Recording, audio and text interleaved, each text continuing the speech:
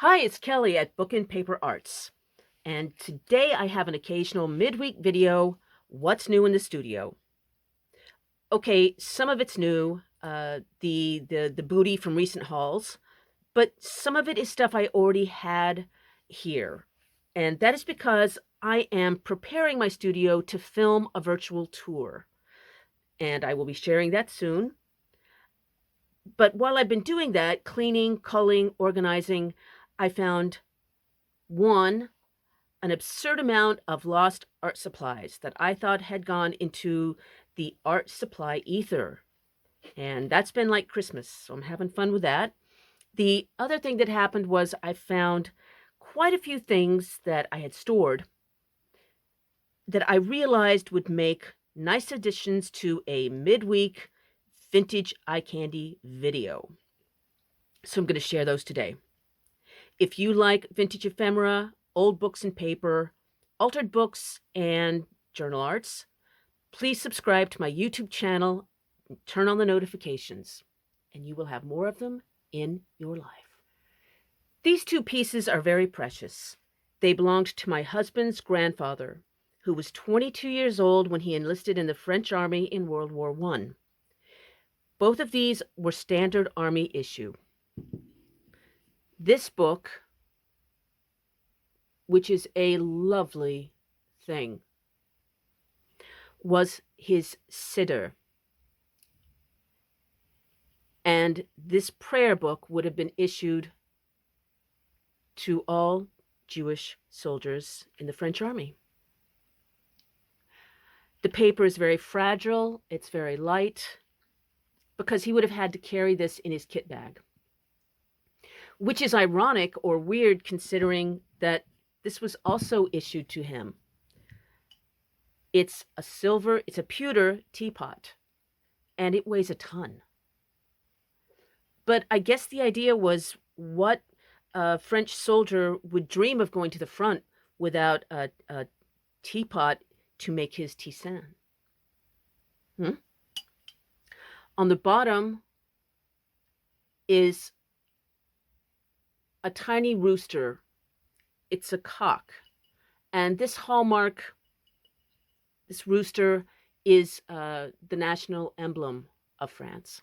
It represents courage and bravery, which this man really showed because, sadly, he was shot by a sniper and died a few weeks after he enlisted. The better part of that story is that his widow went on to remarry happily, and the result eventually was my husband. So we cherish these. Now, this is new to the studio. There was no way I was leaving the secondhand bookstore without it. It's a book from 1739, so close to being 300 years old. The original binding is gone, but what that leaves us with is an exposed binding so that you can see every signature and where they have been hand sewn, or at least hand resewn. As I said, it's from 1739, and it's the transcripts of a collection of parliamentary debates in England. The pages are on laid paper, sometimes called vellum, and they all have deckled edges. I don't know if that's going to show up, but a deckled edge really, really makes me happy. There's just something organic about it. It's printed, of course, on a printing press, and the imprint is so deep that you can actually feel it. Very tactile feel to these papers. And it is from the oldie days when an S Sierra was printed as an F Foxtrot sometimes. So this looks like it says, besides these, befied thief. And 4 years prisoner. So it's besides these and prisoner, but it's printed in the style of an F. The pages are very clean, but the original boards are gone, and I'm going to give myself permission to use these papers in backgrounds of collage and journal arts and altered books. I'm also going to be including papers from this in vintage paper ephemera bundles. So that's coming. These are also new to the studio, part of a recent haul, and I have never seen anything like this before in my life. They are handmade clothes pegs from the 19th century.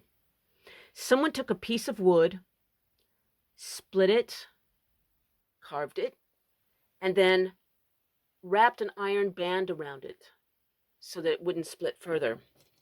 And you would use it to hang your clothes.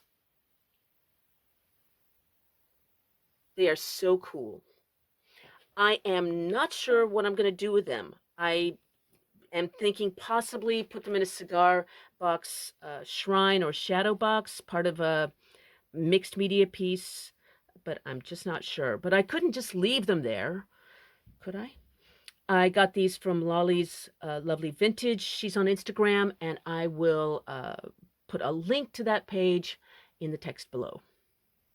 This is a book of Psalms and Bible readings that I got in France last October. This kind of book is called a Missel. I have a lot of these, but this one's a little unusual. I have not really seen one like this before. It has a monogram, and it also has a little bit of blue embellishing to the leatherwork. The end papers are green watered silk. And someone has gone in and repaired this book themselves. It's a little bit stiff, but they must have loved it very much.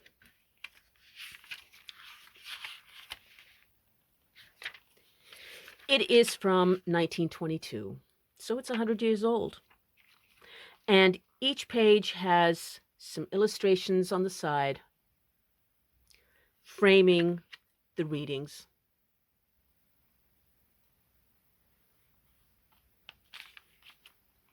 And another thing that makes this piece special is that inside are holy cards that were here when I bought it, the originals. That's not unusual whenever you find a book like this, but there were so many in this one. Usually there's just a couple, and this is just strewn throughout. I have not moved them. I felt there was something personal about where the owner who loved this book put them. So I'm leaving them here. I am not putting them in my personal collection, and I'm just going to have it like this. It is for sale. So if you're interested, curious, the link to that is in the text below this video. This has been in my studio for some time, but I wanted to share it because as a collector, I have never seen anything like it before or since. Don't even know how I came to find it or it came to find me. It is a teeny tiny wee box o' tintypes. This is a metal box. It even says metallic tin box. And even though it's distressed, it has this enchanting checkerboard pattern. I am a sucker for a checkerboard pattern. Inside are several tintypes. These are actually called gem tintypes because of their size. And they could be put in a locket or carried in a kind of a case because they weigh so little, and you would take these to remind you of someone that you cared about. And we have a penny here, so you can see just how really, really, really small they are. Finally, I have some floral botanicals. These are from 1838, and they came from a book called Paxton's Botany. These are actually hand-painted. They are not just illustrations of hand paintings. Sometimes you can even see the brushstrokes. Now, how that came to be is because Back in the day, there was no color printing. So the publisher would have these line drawings of the flowers and their foliage made, have those printed, and then sent off to artists to paint from home. These were often women. Back in the 1830s, there were very few ways for gentlewomen to earn money. So this would have been one of them. This one got into the book even though it wasn't finished. Oops. Anyway, I think that hand painting and that story behind it gives them kind of a personal quality that is fun and pretty at the same time. A while back, I had some imperfect scans of these on my website, but now I have redone them and I've put them on Etsy as high-res printables. There's 55 in the bundle. So if you like flowers, go have a look at that. I'm going to be putting the originals in with the paper ephemera bundles. Or if you want one or two or several on their own, just drop me a line. I have a monthly online newsletter and it's coming out this Sunday. It has art tutorials and some free scans and links and other stuff. So please, if you're curious, sign up, subscribe, join me. The link is below. Join me again on Friday. I'm going to have an art lesson. And until then, happy making.